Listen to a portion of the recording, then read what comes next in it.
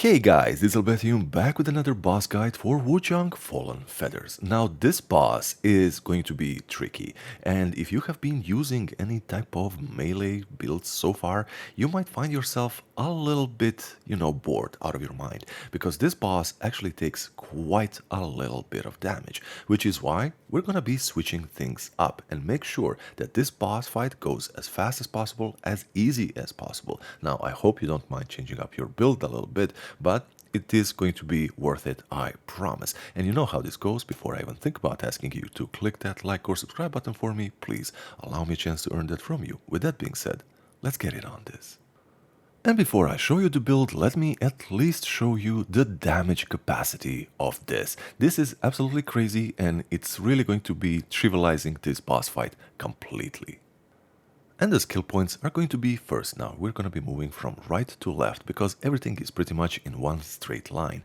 Now as you see, we have a lot of magic here, and this can still be improved a little bit more because there are more magic points, you can add more feathering and everything, and biding time is going to be absolutely crucial here because it allows you to gain Skyborn Mind on its own. It's a passive and you just keep regenerating it. And now all of these other ones, well, just copy this, and there's really no need to tell you why all of this is here. Just make sure that you do get it. We have some temperance also to enhance magic as well, and everything else just goes to give us more points in magic, a little bit more HP, more everything, just so we hit harder and still have room to maneuver and stamina to do that. But not just that, also a little bit of survivability.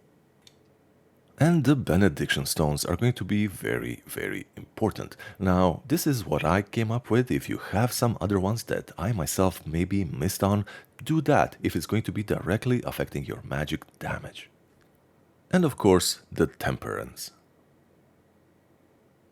And the weapons. Now, I am using the Ezra Blade. This is just my pick because using temperance to buff spells makes the effect much more potent. Armor, whatever you like, and these pendants is what I usually go with. Now the one in the middle you can actually swap out depending on the enemy that you are fighting, because there is also a jade pendant that gives you a attack buff if you're fighting large enemies. So if the enemy is large, maybe switch to that.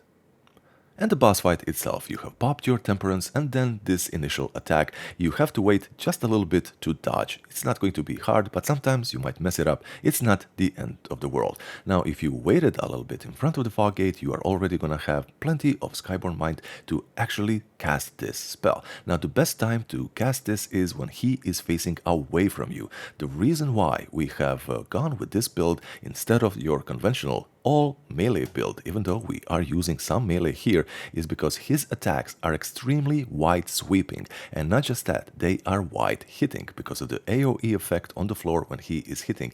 A lot of times, even if you're staying behind him, you will still get hit. Now, two attacks that you should be careful with is this spring attack that goes from side to side. Don't forget it goes from one side to the other. You can simply dodge through the spray and just go behind him, lay down the hurt. Or you can run away and just put enough distance between you and him because it doesn't have infinite range. Another attack that is going to be dangerous is the grab attack, which is pretty heavily telegraphed and very easy to tell because he starts running at you. Now, the easiest way to deal with this is also running away from him instead of trying to dodge, because he simply is going to be giving up. Another attack that he has in this phase is these tentacles that burst out of him, and this yet again is going to be pretty simple, but this time instead of running away, go to the side and go behind him. It leaves him exposed for quite a long time.